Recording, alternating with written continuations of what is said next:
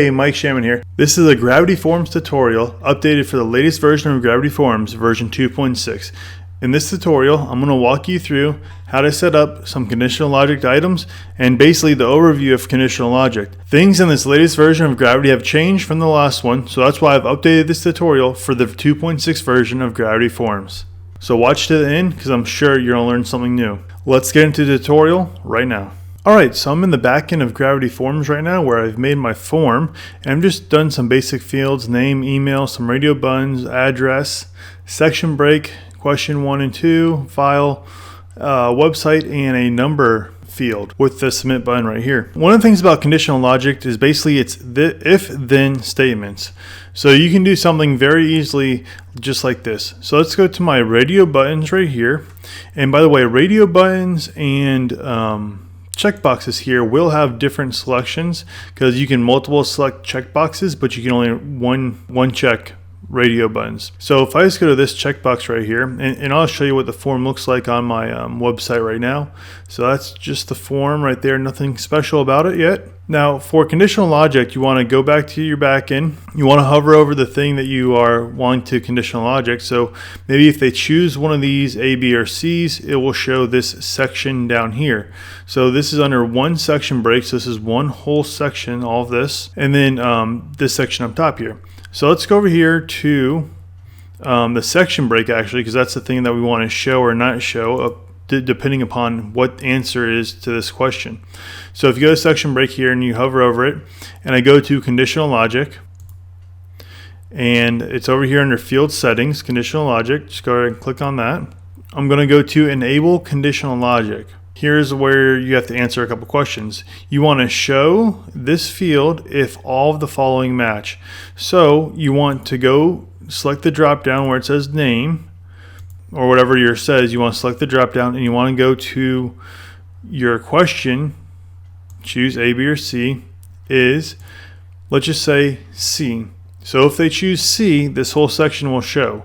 Okay, you can also change the word is. If you hit this drop down, is not, greater than, less than, contains, starts with, ends with. So you can do that with the drop down right here. So it doesn't have to be C. If it's multiple choice, you can do multiple choice there too. You can also add multiple values. So if you can choose this one again, if it's B or A, we'll do or A or C. Okay, it can show this one, but all of the following must match. Okay, so if they have to choose C and A. Well, with the radio button, they're not going to be able to do that. So you can do if any match. Okay, and we'll just go to save form. All right, now let's go back to our form page here and refresh our form. Okay, nothing changed on it except for that section's gone now, right? So if I choose B, you can see that nothing happens. I choose A, you can see that the section break drops down right here right now. Let's see what happens when I choose C. There it goes. It also works with C. Now this is an effective technique whenever you are selling products, applications, whatever it may be. So if you go down here to our second section here, you can also do something like an application. So let's go to the file upload field. Maybe you have a application on your website and you only want people to upload it who answer a certain question. Some to that extent, we're going to use the checkboxes here to show this field. So we just go to the field and go to field settings, go down to conditional logic, go to enable, show if all the following match. We're going to go to question 2 is second choice. All right, and then that box will show up if it is a second choice there. All right, and then I go to save form. And there's something you can also do with the captcha almost. If you go to the number field here, and you can make this kind of like your own captcha. So you can label this if you wanted to.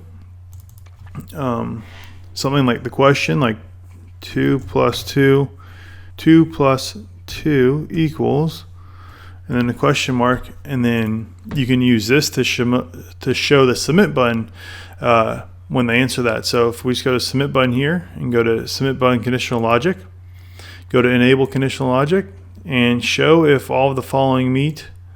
2 plus 2 is 4. Okay, we'll go to save form, and I'm going to show you kind of how to reroute some of your stuff too once we get into the back end aside from this form. So let's go ahead and show our form on the top and go to refresh. Okay, notice there's no submit button now, so they can't submit the form without answering these questions, or at least getting this question answered. So if they go to letter A, the form shows right here. And remember, on this question right here, they have to choose second choice. If they choose first, third, but if they choose second, that file pops up right there. And then remember, they can't show the submit button until they answer our question of 2 + 2 equals, and if it's 3, it doesn't work, but 4, the submit button pops right up right there. Now let me show you something you can do with the email field if you want to reroute it to a different place. So say you have like a application and you have like 5 different stores that you want to send an application to. So maybe somebody lives over here, and then somebody lives over here, and somebody lives over there. You can choose where that email goes based upon their email address. Maybe if you had a drop down, you can show of location A, B, C, D.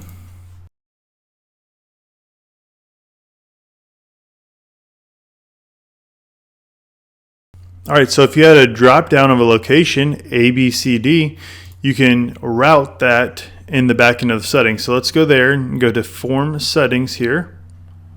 So if I update my form now, you can just to show you what I've done location A, B, C, D, okay?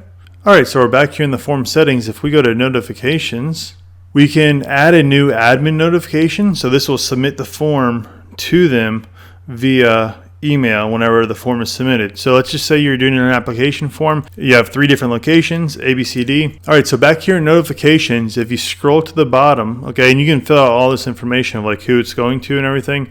But if you go to the bottom, what you want to do is conditional logic, enable conditional logic, okay? So it's send this notification if all of the following match. And then you'd go to location is location A, B, C, or D. So what you do is you would set up 3 different notifications, for one for location A, one for B, one for C, and then you go into each one and make sure it's the right location email and say location A is this. So that way your emails will all the applications will automatically file off to the right store. All right, so let's go to something else. We could go to confirmations as well and go to add new, and the confirmation is basically where it takes them next. So you can use conditional logic for this as well. So if all the following match, you can do this one, and then you can set up a different one to wherever you want it to go. So you just go to redirect, and if you want to redirect to whatever page or whatever upsell you're doing, you can do that. The redirect, you can do the conditional logic if they're choosing location A. They get sent to this page. If they choose location B, they get sent to a different page. So this is just all about routing and where you want your because like so if they choose location A, that's a different phone number than location B. Maybe after they fill this form out, it just goes right to something like that. There's a number of different things you could do with it. I use mine with my email autoresponder from GetResponse. And actually, the next thing for conditional logic is using it with products. Now, I use it on my own website with my product order form. And actually, I want to show that to you, and I go over the whole thing in this next video, which is right here. So go ahead, give this video a watch, and I will see you in the next one.